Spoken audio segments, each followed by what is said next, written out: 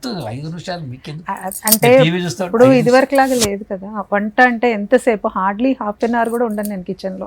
చాలా సింపుల్ వంట, మామూలు వంట అంటే మామూలు ఫుడ్ తింటారా లేకపోతే ఆకులు అలములు కొత్త కొత్త అవకాడో బ్లూబెర్రీస్ అవన్నీ తింటారా?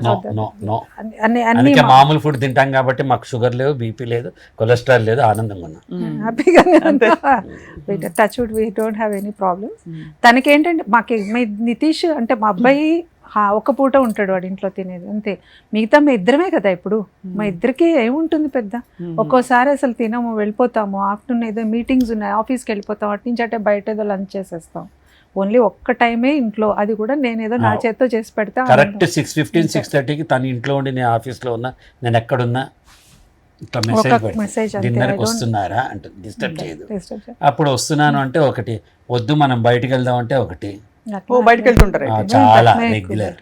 అసలు సినిమాలు పోతాం రాత్రి 11 o'clock షోకి ఇద్దరు. వి గో అవుట్, మా ఇద్దరం బయటకు వెళ్తాము. ఆల్ యంగ్ కపుల్స్ ఏమేం చేస్తారు మీ ఇద్దరు, అది ఆ విధంగా అనమాట.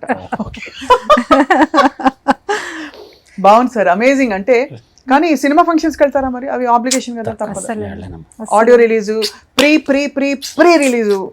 నేను యాక్ట్ చేసేవాడు 10 సార్లు ఫోన్ చేస్తే ఒకసారి వెళ్తాను. ఎందుకు అంటే ఆర్టిఫిషియాలిటీ ఉంటుందమ్మా. అందరూ అందరినీ పొగుడతారనా? పొగుడుతూ ఉంటారు, ప్రతి వాళ్ళు అనుకున్న దానికంటే బాగా వచ్చింది అంటారు, ఎక్స్ట్రాడినరీ అంటారు. తర్వాత మళ్ళీ ఇక్కడ నుంచి కింద దాన్ని తిట్టేవాళ్ళు, కామెంట్లు పెట్టేవాళ్ళు.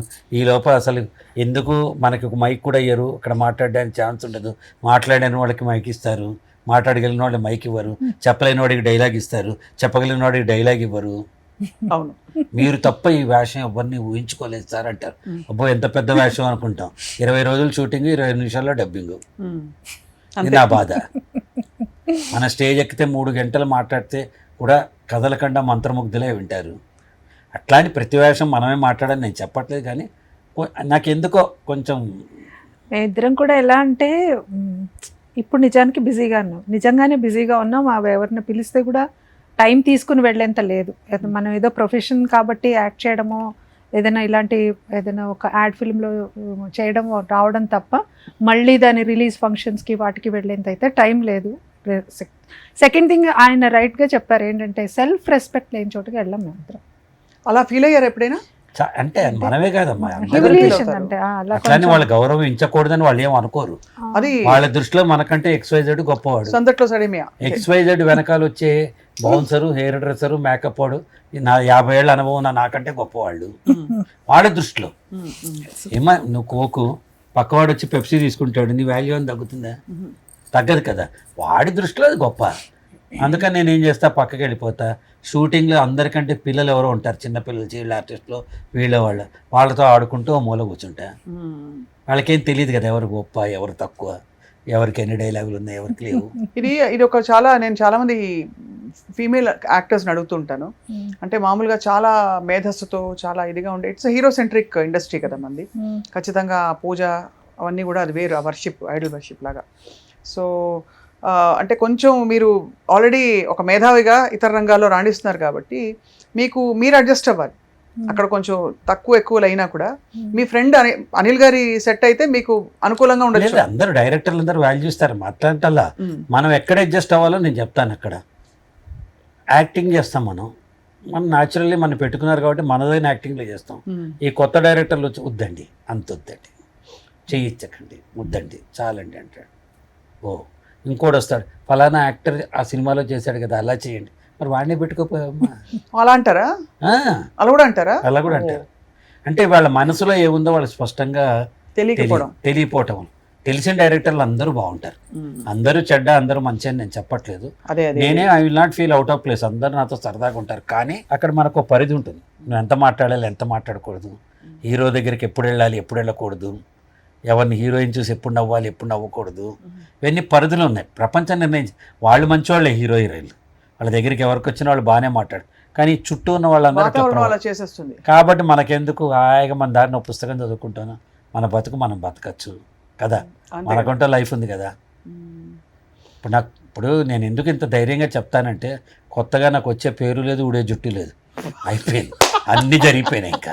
కాబట్టి ఏమైంది, మ్యాక్సిమం నాకేం వేషం రాకపోతే బతకలేన్న బాధ లేదు, నా లైఫ్ నేను బతుకుతాను. అలా నీ ఇంటర్వ్యూ చూసి కింద 4 కామెంట్లు పెడతారేమో కానీ వేషాలు ఇవ్వకుండా ఉండేవాళ్ళు ఎవరు లేరు. సినిమా ఇండస్ట్రీ ఎలాంటిదంటే ఒక లైన్ చెప్తానమ్మా, మనకి అవసరమైతే నువ్వు పక్కనున్న వాడు ఎవడు తలెత్తి చూడు, నేను మనకు కావాలి, అరే వేషం ఇస్తే బాగుంటుంది, స్వప్న నా ఫ్రెండ్, నేను నీ పక్కనే ఉంటా అయినా నన్ను తలెత్తి చూడు, నాకు వేషం ఇవ్వవు. నీకు అవసరమైతే నేను సమాధిలో ఉన్న తీసుకొచ్చి నాకు వేషం ఇస్తాను. కాబట్టి మనం బెటర్, మన జీవితం మనం బతుకుతుంటే ఎవరికి అవసరమైతే వాడు వచ్చి పికప్ చేసుకుంటాం. అదే బెస్ట్. అందుకే నేను నా 45 years లైఫ్లో I never stepped in to any production house. ఇవాళ దాకా అవకాశానికి ఒక్క ఆఫీస్ గుమ్మం ఎక్కల నేను. నా దగ్గరికి వచ్చినాడే సికిందర్, నమస్కారం పెట్టి వాళ్ళ పని చేస్తారు. సరస్వతి గారు, మీరు ఏమన్నా ఫ్యామిలీ రీజన్స్ కోసం నేను చేయను, ఇంకా నేను ఐ వాంట్ బి, నేను అమ్మగా అలాంటి ఉన్న పరిస్థితులు వచ్చాయా? ఇప్పుడు కాదమ్మా, యాక్చువల్గా కన్ఫెస్ చేస్తాను నేను. ఉండి నేను చెప్తా. చెప్పండి, నన్ను చెప్పండి, మీరే చెప్పండి. తను ఎర్లీ స్టేజ్లో తొలితరం యాంకర్స్లో ఒకడు. అవును. దూరదర్శన్లో వారం పాటు వచ్చే ప్రోగ్రాంలు వితౌట్ టెలిప్రాంప్టరు, వారం రోజులు ఎవడు మృదంగం, ఎవడు వైలన్ లాంటి సంగీత కార్యక్రమాలు, ఎవడు దర్శకుడు, ఎవడు హీరో లాంటి కంప్లీట్ క్యాస్టింగ్ డీటెయిల్స్తో సహా 1 week వచ్చేది సింగిల్ టేక్లో చెప్పేంత టాలెంట్ ఉన్న వ్యక్తి. అలా ఎమర్జ్ అయ్యి దూరదర్శన్లో చాలా బాగా ఉన్న రోజుల్లో మన సెటిలైట్ ఛానల్లో ఈటీవీ తన్ని చాలా ప్రోత్సహించింది. ఈటీవీ అన్నదాత కార్యక్రమం ఎంత పాపులర్ అయిందో రామోజీరావు గారు ఫస్ట్ ఎపిసోడ్ తనతో చేయించారు. అలా అక్కడ ఈటీవీలో ప్రోగ్రామ్ చేశారు. ఈ టైంలో తనకి film based, studio based, audience based programmes, game షోలు ఇవన్నీ వచ్చినప్పుడు పిల్లలు చిన్నవాళ్ళు, నేనేమో పగలు రాత్రి తేడా తెలియకుండా ఉండేవాడు. మా ఇంట్లో ప్రతిరోజు ఒక టైం లోపల ఒక పెద్ద క్వశ్చన్ అనమాట, పాలాడు ముందు వస్తాడో నేను ముందు కలిసి వస్తానండి. అంత రాత్రి పగలు కలిసి పనిచేసేవాడినమ్మా. ఆ టైంలో తను ఏం చేశాడంటే, నేను పిల్లల కోసం, ఫ్యామిలీ కోసం నేను స్టూడియో బేస్డ్ ప్రోగ్రామ్స్ పొద్దున 10ంటికి మొదలెట్టి 3ంటికి అయిపోయేవి మాత్రమే చేస్తాను. తను సాక్రిఫైస్ చేయకపోతే ఈ రోజున ఇంకా అంటే తన టాలెంట్కి తగ్గ పాపులారిటీ వచ్చేది. నాగేశ్వరరావు గారు ఎప్పుడు చెప్పేవారు, పాపులారిటీ వేరు టాలెంట్ వేరు. అక్కినేని నాగేశ్వరరావు గారు చెప్పేవారు, పాపులారిటీ వేరు టాలెంట్ వేరు. అందరూ పాపులర్ అయిన వాళ్ళందరూ టాలెంటెడ్ కాదు, టాలెంట్ ఉన్న వాళ్ళందరూ పాపులర్ కాలేరు అని చెప్పేవాడని. అలా నాకు అనిపిస్తుంది. తను అప్పుడు ఆ పిల్లలు అట్లా అనుకోకుండా స్వార్థంగా చూసుకుంటే she should have been more popular. She is talented. Okay, I'm contented first, I'm happy, I'm satisfied. ఎందుకంటే నేను ఎప్పుడూ ఒకటే అనుకుంటాను, మా మదర్ అంత మంచి టైం ఇవ్వబట్టి మమ్మల్ని చాలా బాగా రేస్ చేశారు, మా ఫాదర్ కానీ మదర్ కానీ. అంటే బాగా ఇన్ ద సెన్స్ అన్ని రకాలుగా కూడా deal with the society and the life. నేను కూడా నా పిల్లలకి అంత టైం ఇస్తే కదా వాళ్ళు రేపొద్దున ఎమర్జ్ అవుతారు మంచి ఇండివిజువల్స్గా.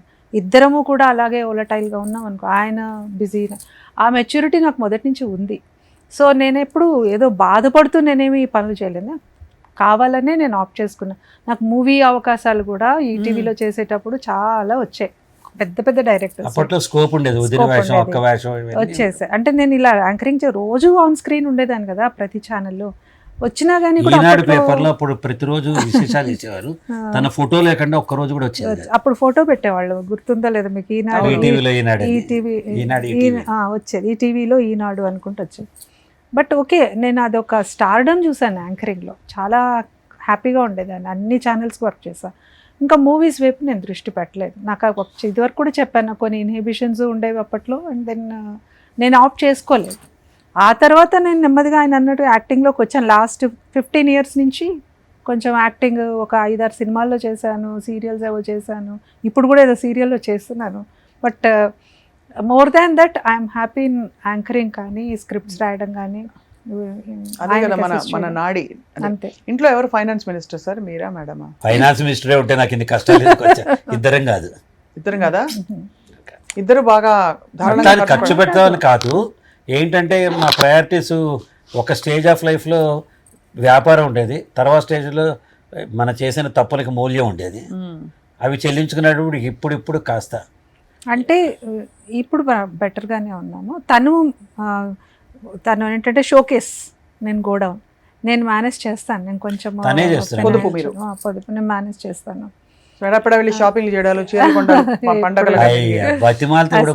అసలు అట్లాంటి ఇంట్రెస్ట్ కూడా లేదు పెద్ద. అంత బంగారు తల్లి సార్ మీ సరస్వతి గారు. అందుకే కదా అంత ప్రేమిస్తాను కదా, అందుకే వరల్డ్స్ బెస్ట్ హస్బెండ్ అలా అని కాదు, I love her so much. అంత ఎప్పుడు అంత చెప్పారు ప్రదీప్ గారు, మీరు ఒకసారి కూడా చెప్పలేదు. అయ్యో అది లేకపోతే అన్నిసార్లు వచ్చేది అక్కడి నుంచి అది కదా. అలా అని కాదు. ఆ లగ్జూరియస్ లైఫ్ పట్ల అంత పెద్ద అంత లేదు. ఆసక్తి లేదమ్మా. నేను రాసుకున్నానమ్మా నా లైఫ్కి ఎప్పుడో, I'm a middle class guy with rich values, I'm not a rich guy with mediocre values. అలా అని చెప్పి మనం అన్ని వదిలేసి ఏదో డబ్బులు అలా అని బతకడానికి కాదు. కావాలి, అవును. కంఫర్ట్ కార్ ఉండాలి, ఇల్లు ఉండాలి, అంతే. బేసిక్స్ అన్నీ ఉంటాయి. మరి ఇద్దరం హోటల్కి వెళ్తే 4,000-5,000 ఖర్చు అవుతుంది కదా. we know the అవి difference between needs and wants. అవసరాలకి కోరికలకి తేడా తెలుసు కాబట్టి అది గ్రౌండెడ్ గా ఉంటాం. That's it. నువ్వు చాలా ఇన్స్పైరింగ్ అండ్ వెరీ అంటే లివింగ్ ఎగ్జాంపుల్, పాసిబుల్ ఎగ్జాంపుల్. దంపతులు ఇలా ఉండొచ్చు, వాళ్ళ అంటే ఏ careers కుటుంబం లో. అయినా అమ్మ, నేను చెప్తా, ఆర్థికం అనేది ఉంటుంది. ఒక బెలూన్లో ఒక కెపాసిటీ ఉంటుంది. ఇంత బెలూన్ అయితే ఇంత గాలి వదాలి, ఇంత బెలూన్ అయితే ఇంత గాలి. అలా ఒక కుటుంబానికి ఇంత ఖర్చు పెట్టుకోవాలి అని ఒక నియమం ఉండాలి. ఎక్కువ ఖర్చు పెడితే ఆ బెలూన్ పగిలినట్టు కుటుంబం కూడా పగిలిపోతుంది. అవును, అవును. కాబట్టి ఆ ఖర్చు ఏంటి, మన ఎర్నింగ్ కెపాసిటీ ఏంటి, మనం ఎంత సంపాదిస్తాం, న్యాచురల్ ఎలా నా ఉంటుంది. డబ్బులు నీ డబ్బులు ఇప్పుడు లేదు ఎప్పుడు లేదు. ఇప్పుడు తరం కదా అవన్నీ, మాకెక్కడ ఉంటాయి. ఫ్రెంచ్ చేసుకుందాం, అరే ఎట్లా తయారయ్యారు ఇప్పుడు. డచ్ డచ్ సార్, French కాదు, నేను మర్చిపోయా, డచ్ అంటారు అన్నమాట. అంటే ఇద్దరు వెళ్ళి పిజ్జా తింటే పిజ్జా 120 అయితే నీవు 60 నేను 60 ఇవ్వాలన్నమాట. అవును. వాళ్ళు ఆదర్శ దంపతులు. ఆ తర్వాత ఒక తరం వచ్చింది, నీ డబ్బులు మన డబ్బులు, నా డబ్బులు నా డబ్బులు. నా డబ్బులు కరెక్ట్. అది ఇప్పుడు తరం అది కూడా వచ్చింది కరెక్ట్. కానీ మాకెప్పుడు మాది ఆ ఏటీఎం పిన్ల దగ్గర నుంచి మా ఇద్దరివి షేరింగ్ లో ఉంటాయి. ఒక కామన్ గ్రూప్ లో నా పర్స్ ఎప్పుడు ఓపెన్ ఉంటుంది, ఆయన పర్స్ ఓపెన్ ఉంటుంది. అసలు మాకు ఆ తెలియదు. జేబులో ఎన్ని డబ్బులు ఉన్నాయో తెలుసు. వి నో ద ఇన్నేళ్లలో ఏ రోజు తెలియదు. ఇంకా గొప్పగా చెప్తాను నేను, నా కష్టకాలంలో మంగళసూత్రం తగ్గించి తీసి పెట్టింది కదా. ఏ రోజు అంటే గొప్పగా చెప్పడం కాదు, అది గొప్ప అని మీరు అనుకోవచ్చు, కానీ నవ్వుతో చేస్తే ఆ పని గొప్పే కదమ్మా. ఇది పనికి వస్తుంది మీ అవసరానికి, ఇంతకంటే ఏం కావాలి చెప్పండి. ఒక్క మాట చెప్తాను. అత్యంతగా మనం చాలా ఎక్కువగా ప్రేమించే లైఫ్ పార్ట్నర్, భర్త అవని భార్య అవని, వాళ్ళు ఒక కష్టంలో ఉన్నప్పుడు, వాళ్ళు ఒక బాధలో ఉన్నప్పుడు మనం అన్నీ వేసుకుని ఆనందంగా ఉండగలమా? ఉండకూడదు కూడా. అసలు హౌ ఇస్ ఇట్ పాసిబుల్? మనకు అసలు ఆ ఆనందం ఎక్కడి నుంచి వస్తుంది? వాళ్ళ ఆనందమే మన ఆనందం అనుకున్నప్పుడు, ఏదో ఒక పరిధిలో ఏదో ఒక రకంగా నేను ఆ రెస్క్యూకి రాగలను అని తెలిసినప్పుడు రాకపోవడం అనేది ఇంపాసిబుల్. సో నాకెప్పుడు అలాగేం అనిపించలేదు. అవన్నీ మొమెంటరీ డెసిషన్స్. ఇప్పుడు ఎలా, రేపటి కావాలి అన్నప్పుడు చేతిలో ఉన్నది తెలిసింది ఆటోమేటిక్ గా. దానికి పునాది ఉండాలి కదా, ఆ పునాది మీలో ఉండడం అన్నది చాలా. మనం సొల్యూషన్, నేను ఎప్పుడు సొల్యూషన్ సెంట్రిక్ ఉంటాను. I never discuss problems. Problem ఉంటుంది కానీ ప్రాబ్లం నేను ఎక్కువసేపు డిస్కస్ చేయనియను. ఇప్పుడు అర్థమైపోయింది కదా ప్రాబ్లం ఇది, నెక్స్ట్ ఏంటి అనే దానికే వెళ్ళిపోతాను. ఆ సొల్యూషన్ సెంట్రిక్ గా ఆలోచించాలి. ఒక బంధం ఎలా ఉండాలో చెప్తాను. ఒక పేక మేడతోటి మనము పేకలతోటి మేడ కడితే చిన్న గాలి వచ్చినా కూలిపోతుంది.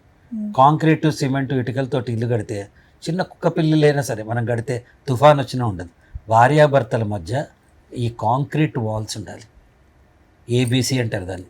ఫస్ట్ యాటిట్యూడ్, మన ఇద్దరం ఒకటే అనే ఓపెన్నెస్, యాటిట్యూడ్ ఉండాలి. B is building relationships. ప్రపంచం మొత్తంతో రిలేషన్షిప్ ఉండే life partners. C is open communication ఉండాలి. నా వల్ల తప్పు అయింది, ఇవాళ 10,000 పోయినాయి అని చెప్పే ధైర్యం నీకు ఉందనుకో, పోతే పోయినాలండి అనే మనసు ఆడుకుంటుంది.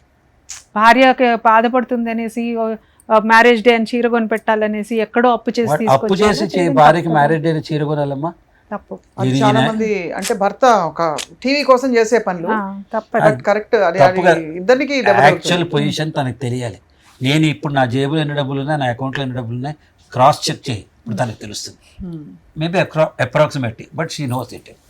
సో నేనేం చెప్తా అంటే, పండగ ఎప్పుడంటే ఫలానా, సిరివెన్నెల గారు అన్నమాట, పండగ ఎప్పుడంటే ఫలానా రోజు అంటే తక్కిన రోజులన్నీ కూడా దండగా అన్నట్టే.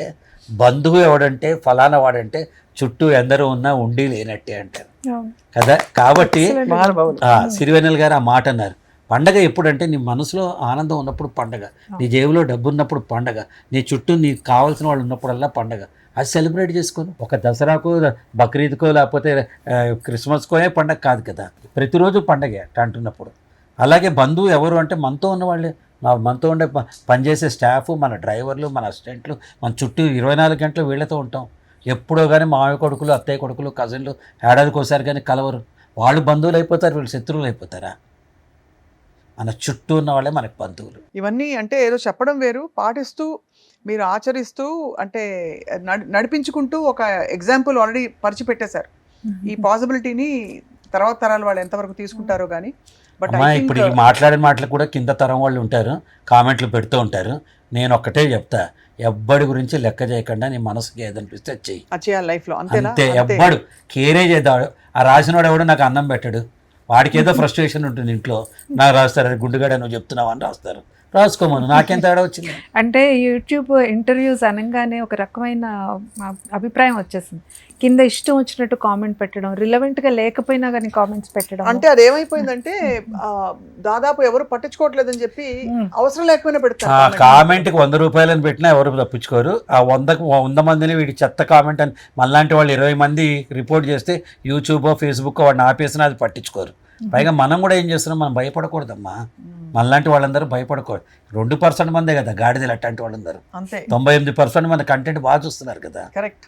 వాడికి ఏదో ఫ్రస్ట్రేషన్ ఉంది, ఇంట్లో పెళ్ళం కొట్టడమో మొగుడు తిట్టడమో, వాళ్ళ ఫ్రస్ట్రేషన్కి అది పెట్టుకుంటున్నారు అక్కడ. జాలి పడాలి వాళ్ళని. బాగా ఊరికే అడ్వైజ్లు ఇస్తారు, పైగా నువ్వు ఎందుకు ఇలా ఉన్నావు, ఇది చేయి అది చేయి, ఈ మాట్లాడేది కరెక్టా కాదా, అందరూ సలహాలు ఇచ్చేవాళ్ళు. నువ్వు లావయ్యవరా, నీ జుట్టుడు నీకెందుకురా, నీ జీవితమా, నా జీవితం కదా. నేను అందుకే ఒక బ్యూటిఫుల్ కాన్సెప్ట్ ఈ మధ్య అనుకుంటున్నాను అనమాట. నువ్వు మామూలుగా బ్రేక్ఫాస్ట్కి వెళ్తావు హోటల్కి, వెళ్ళినప్పుడు ఇడ్లీ తింటావు, మ్యాక్సిమం దోశ తింటావు, వచ్చేస్తాం మనం. కానీ ఇదే నువ్వు ఒక హోటల్లో ఉంటుంటే కాంప్లిమెంటరీ బ్రేక్ఫాస్ట్ అని ఇస్తాడు వాడు. అప్పుడు ఫస్ట్ రోజు అలవాటు లేకపోయినా స్ప్రౌట్స్ వేసుకుంటాం, ఫ్రూట్స్ వేసుకుంటాం, బాయిల్డ్ ఎగ్ తెచ్చుకుంటాం, ఇక్కడి నుంచి జ్యూస్ తెచ్చుకుంటాం, అక్కడి నుంచి మిల్క్ షేక్, ఇడ్లీ వడ దోశ పూరి అన్నీ తినేసి ఇక్కడి దాకా వచ్చిన తర్వాత కప్పు కాఫీ తాగి అవస్థపడుతూ ఉంటాం. కరెక్ట్, పర్ఫెక్ట్ కదా. ఎందుకు ఇది సేమ్ సినేరియో నేను ఏం చెప్తున్నానంటే, నీ జీవితం నువ్వు బతుకు, నీకేం కావాలో అది వేసుకో, తిను. పక్కవాడు ఇచ్చే కాంప్లిమెంటరీ అడ్వైజులు నీకు వద్దు. కాంప్లిమెంటరీ బ్రేక్ఫాస్ట్ ఎన్ని అవస్థలు తెస్తుందో కాంప్లిమెంటరీ సలహాలు కూడా వస్తాయి. వాడికి పని ఉండదు, వాడి ఇంట్లో ఏమైందో మనకు చెప్పడు, వాడి ఇల్లు కొంటే మనకు చెప్పడు, వాడి పెళ్ళాన్ని తిడితే చెప్పడు, వాడి కూతురు ఎవరితోనే వెళ్ళిపోతే మనకు చెప్పడు. కానీ మన జీవితంలో ప్రతి అంశం వాడికి వేలు పెట్టి కలుగుతాడు, అంతే సలహాలు చెప్తూ ఉంటాడు. కాబట్టి నేనేం చెప్తా అంటారే, నువ్వు అక్కడ ఉంటారా నాయన, నా జీవితం ఇది, నేను ఉంటాను, this my life, my choice.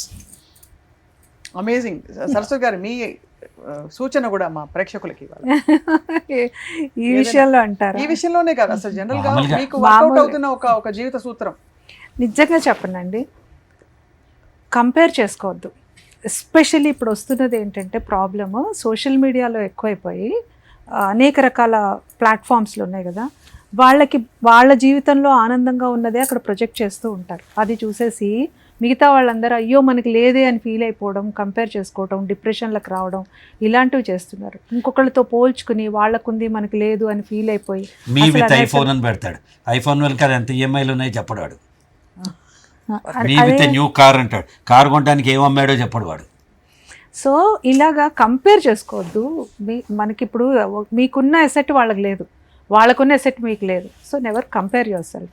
మన లోపల ఉన్న పొటెన్షియల్ ఏంటి, మన కోర్ కాంపిటెన్సీ ఏంటి, అసలు మనం ఏం చేయగలం అనేది ఫస్ట్ మనల్ని మనం అబ్జర్వ్ చేసుకుంటే ఖచ్చితంగా మీరు డిఫరెన్షియేట్ చేయగలుగుతారు మీ లైఫ్లో.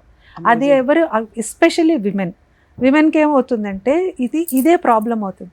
వాళ్ళకి ఏంటంటే ఎంతసేపు సెల్ఫ్ సింపతి, సెల్ఫ్ పిటీల్లోకి వెళ్ళిపోతున్నారు. వద్దు, సెల్ఫ్ పిటీ అవసరం లేదు. ఎవ్రీ సెకండ్ ఎవరు వచ్చి మనల్ని మోటివేట్ చేయరు, మనకి మనమే మోటివేట్ చేయాలి. ఫస్ట్ నేను చిన్నప్పుడు పాడేదాన్ని, ఇప్పుడు పాడలేకపోతున్నానంటే అది నా ప్రాబ్లమే. అవును, నన్ను నేను మోటివేట్ చేసుకోవాల్సింది. ఎవరు రారు, ఎవరు చెయ్యరు. We have to motivate hour cells. మనకి ఏదో ఒక ఇప్పుడు పాడి ఇప్పుడు ప్రొఫెషనల్గా నేను ఎక్సెల్ అవ్వక్కర్లా, ఊరికే ఇంట్లో సరదాగా పాడుకోవచ్చుగా, ఎవరు ఆపారు? దానికి మీరు చెప్పారు చూడండి, కంటెంట్మెంట్. అక్కడి నుంచి చాలా విషయాలు మనశ్శాంతిగా తయారవుతాయి. నేచర్ ఎలా వచ్చిందంటే, మొన్న ఒక అపార్ట్మెంట్ దిగి కిందకి వెళ్తున్నా, ఆ నాలుగు ఏమైనాయి పిల్లల మీద అరుస్తున్నారు తల్లిదండ్రులు. నేను ఏంటి 4 అని కింద ఉన్న మా ఫ్రెండ్ అడిగా, ఏంట్రా అరుస్తున్నారు వాళ్ళు, ఏంటంటే వాడి 96 మార్కులు వచ్చినాయి, మిగతా 4 ఏమైనాయని తిడుతున్నారు. మన జీవితం కరెక్ట్గా అట్టాగే ఉంది. ఉన్నదాంతో తృప్తిపడడం, మనకున్న అడ్వాంటేజెస్, నా భార్యలో నా సద్గుణాలు, నా పిల్లల్లో నా తెలివితేటలు, నా చుట్టుపక్కల ఉన్న ఆనందం, ఇవేమీ చూసుకోకుండా లేని ఆ 4 విషయాల గురించి మనం బాధపడుతున్నాం. అది తగ్గించుకోవాలి. అది నేనైతే అలాగే, కంటెంట్మెంట్ ఈజ్ ద కీ అండి ఫర్ ఎనీవన్. సక్సెస్ అనేది కంటెంట్మెంట్ ఉండాలి మనిషికి. గ్రో అవ్వద్దని చెప్పట్లా, ఉన్నదంతా ఫస్ట్ ఆనందంగా ఉండు, పీస్ ఆఫ్ మైండ్ వస్తుంది. ఆ పీస్ ఆఫ్ మైండ్తో నువ్వు ఏదైనా వండర్స్ క్రియేట్ చేయొచ్చు రేపొద్దున. ఇప్పుడు మ్యారేజ్ అనేది పెద్ద నిర్ణయం అమ్మా. ఈ సెకండ్లో నాకు కనిపించిన వ్యక్తి, అరేంజ్ మ్యారేజ్ అవ్వండి, లవ్ మ్యారేజ్ అవ్వండి, ఈ సెకండ్లో నాకు కనిపించిన ఈ వ్యక్తి నా జీవితాన్ని నా భాగస్వాములు అవుతానని నిర్ణయం తీసుకున్నాం. ఆ సెకండ్లో నిర్ణయం తీసుకున్నాం కదా, అంతే కదా. ఇవాళ కాదు కదా. మార్కెట్లో వెళ్ళి మామిడి పండు కొన్న తర్వాత బత్తాయి పండు కనిపించవచ్చు, లేకపోతే ఇంకో కనిపించవచ్చు. ఆ సెకండ్లో మనం ఉన్న డెసిషన్స్లో అప్పుడున్న నిర్ణయం అత్యుత్తమ నిర్ణయం. తిరిగి కాలాన్ని తేలేం కదా. ఆ నిర్ణయాన్ని నువ్వు కట్టుబడి ఉండాలి కదా. కట్టుబడి అంటే తర్వాత పరిస్థితులు మారి ఆరెంజ్ బాగుంది కదా, ఇంకేదో బాగుంది కదా, కంపారిజన్ చేస్తే ఏది దేని గొప్పతనం దాంది కదా, దేని క్వాలిటీ దాంది. ఆ యాపిల్ని ఆరెంజ్తో కంపేర్ చేయలేం కాబట్టి. సో మనకి నచ్చి మనం ఒక పండు కొనుక్కున్నాము, దాంతోనే తృప్తిగా ఉండాలి. Love it, love it.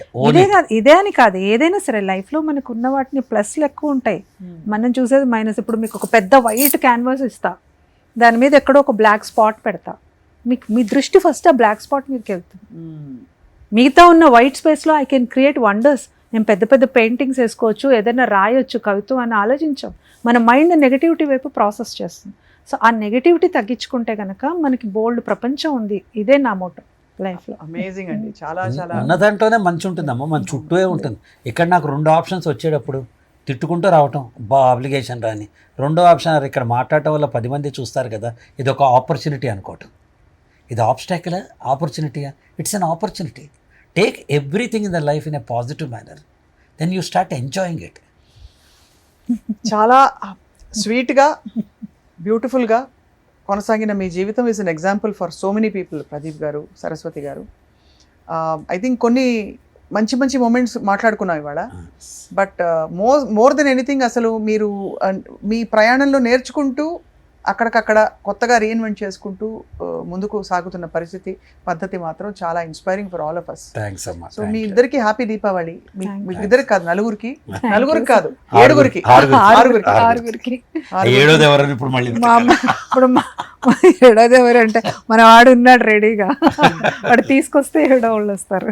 Happy Deepavali, మీకు దీపావళి శుభాకాంక్షలు. అండ్ ఎప్పటికప్పుడు మాకేమన్నా చిన్న చిన్న సమస్యలు వస్తే మీ దగ్గరకు చెప్పుకుంటాం. ఐ డోంట్ నో ఈ రోజు మీరు అనుకున్నది వచ్చిందా లేదా అనేది నాకైతే చాలా బ్యూటిఫుల్ గా వచ్చింది. బికాస్ మనకి మొమెంట్స్ లో తెలిసిపోతుంది కదా. మీరు అంటారు ఒక మెతుకు పట్టుకుంటే చాలని. మీరు వారు చెప్పారు, మీరు ఎలా అయితే అవసరమైతే మీరంతా నా భర్త హ్యాపీగా ఉండకపోతే నేను ఎలా హ్యాపీగా ఉంటానని అన్నారు. అలాంటి మొమెంట్స్లో తెలిసిపోయింది మీ హ్యూమర్, మీ లవ్, మీ కంపాటబిలిటీ, మీ ఇంకా చుట్టూ ఉండే పరిస్థితుల పట్ల, జీవితం పట్ల మీకుండే గౌరవం కూడా ఇంకా చాలా ఉంది. స్వప్న జర్నీ చేయాల్సింది. లైఫ్ ఈజ్ లైక్ ఎట్లా అంటే ఎవ్రీ మూమెంట్ కూడా లెర్నింగ్ ఒక మూమెంట్. నేను ఎప్పుడు అంటాను, నా లెర్నింగ్ కర్వ్ ఎప్పుడు స్టాప్ అవ్వలేదు. టిల్ మై లాస్ట్ బ్రెత్ నేర్చుకుంటూనే ఉంటాము.